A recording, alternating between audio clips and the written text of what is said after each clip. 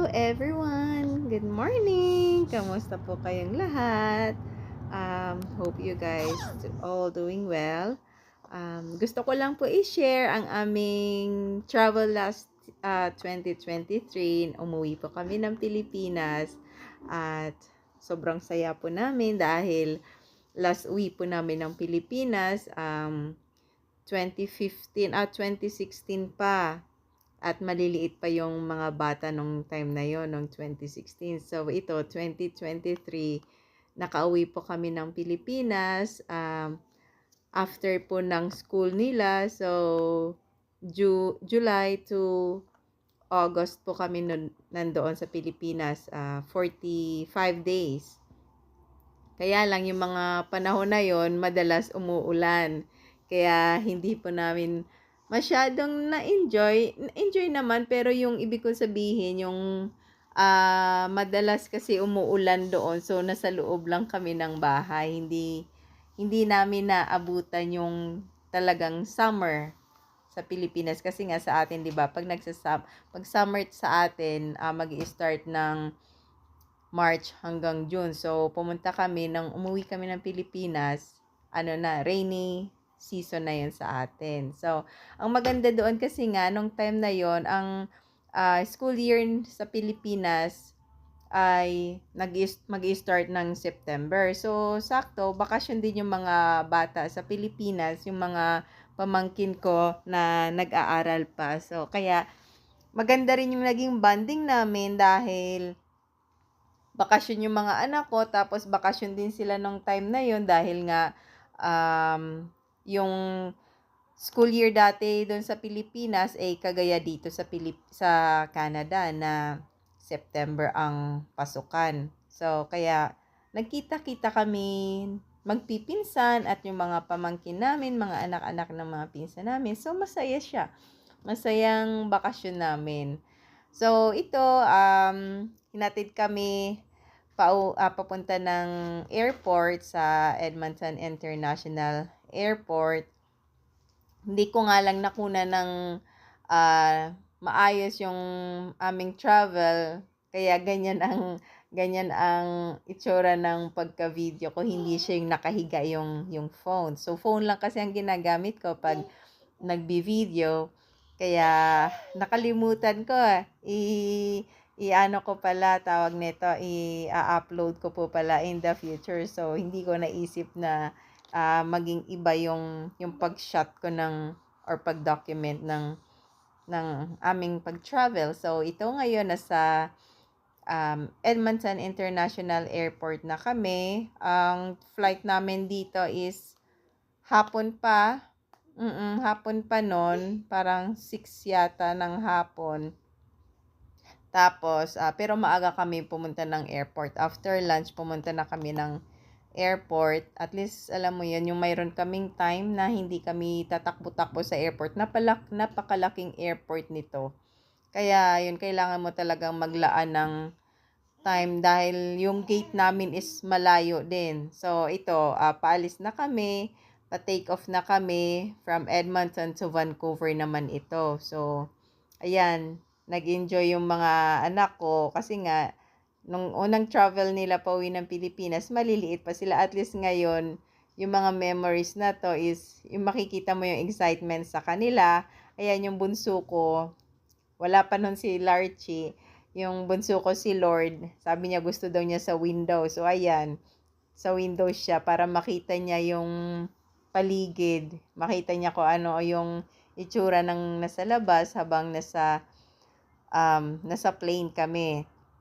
So, stop over kami nito ng Vancouver, and then from Vancouver to Manila. Direct flight kami lagi, Philippine Airlines, kasi nga, pag alis pa lang namin dito, bilang na agad yung oras mo. What I mean is yung bakasyon mo, nagka-counting na kaagad. So, ayun, lagi kami nagda-direct flight. Philippine Airlines yung sinasakyan namin from Canada to Manila. So, mahabang travel kasi, ang naisip ko kasi kapag connecting flight, medyo mahirap kasi nga may mga bata akong kasama.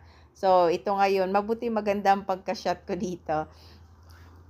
Hindi nakatayo yung phone ko. So, maganda siya. Maliwanag pa ito kasi nga summertime dito sa Canada noon.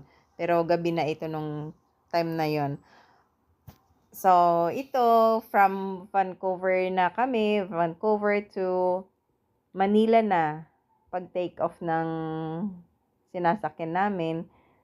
So, ang ganda tignan ng nasa baba, lalo na kapag madilim, ang ganda tignan, mga mailaw, maraming ilaw. Ito, madaling araw na kami, nasa taas pa rin, lumilipad. Kaya ang ganda tignan ng araw nito, yung paano pa lang siya, pasikat pa lang, ang ganda tignan. So, may mga stars.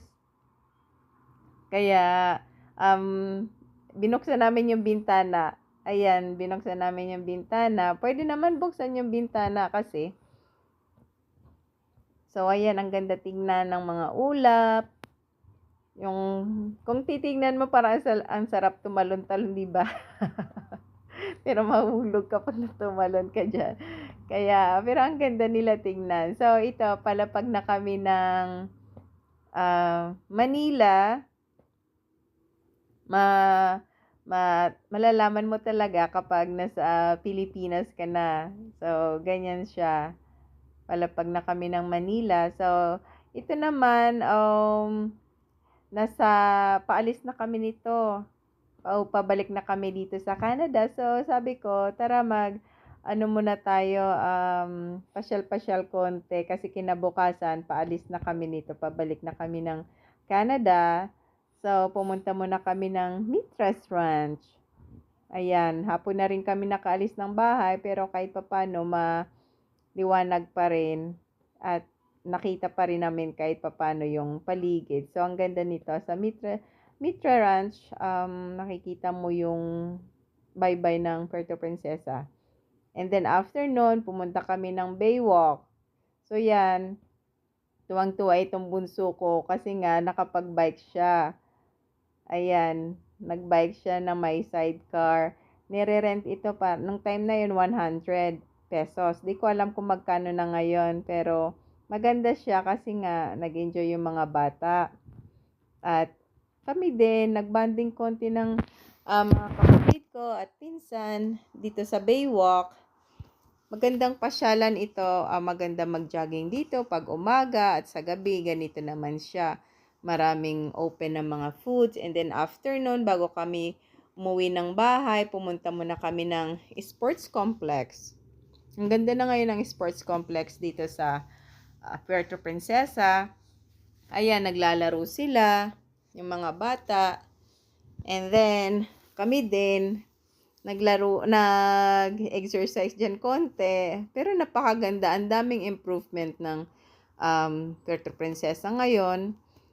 At sa tagal ba naman ng panahon na hindi kami nakauwi, so from 2016 and then 2023, ang tagal nun. And then, ang daming pinagbago. So, kahit ako nga, pag lumalabas mag-isa, kunyari namamalingki ako, naliligaw ako, hindi ko alam kung paano na umuwi. Kasi nga, ang daming pinagbago talaga, sobra.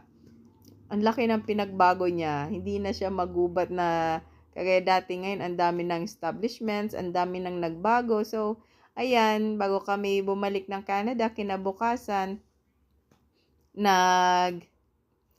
pasyal-pasyal muna kami saglit. Kasi nga, sa aming bakasyon, most of the time, nasa, kami, farm.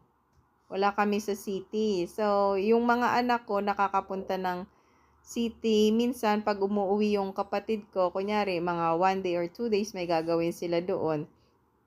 Sumasama yung mga anak ko. Kaya, ayun, nakakapunta silang city. Ako hindi. So, ito, pabalik na kami ng Canada. Maulan nung time na yun. Pa-take off na kami.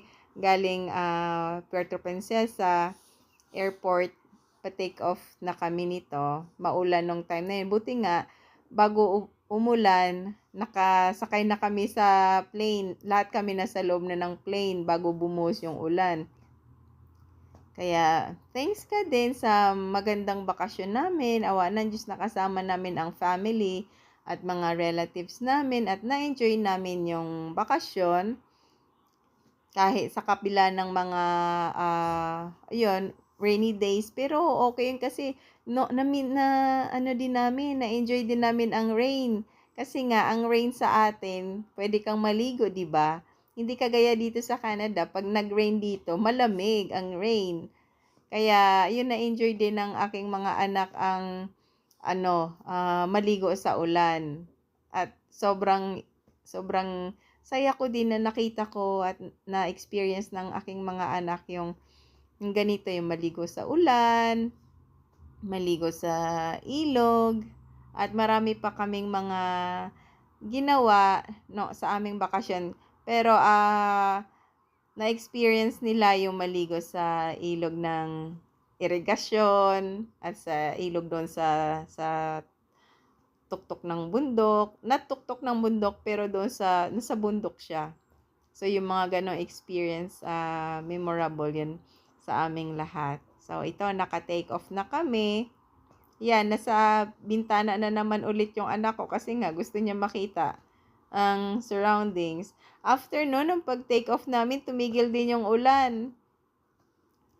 Yeah, kaya masaya, malungkot na syempre, after ilang years na naman, bago kami uwi ng Pilipinas, syempre hindi rin basta-basta ang makauwi ng Pilipinas dahil nga sa pamasahe.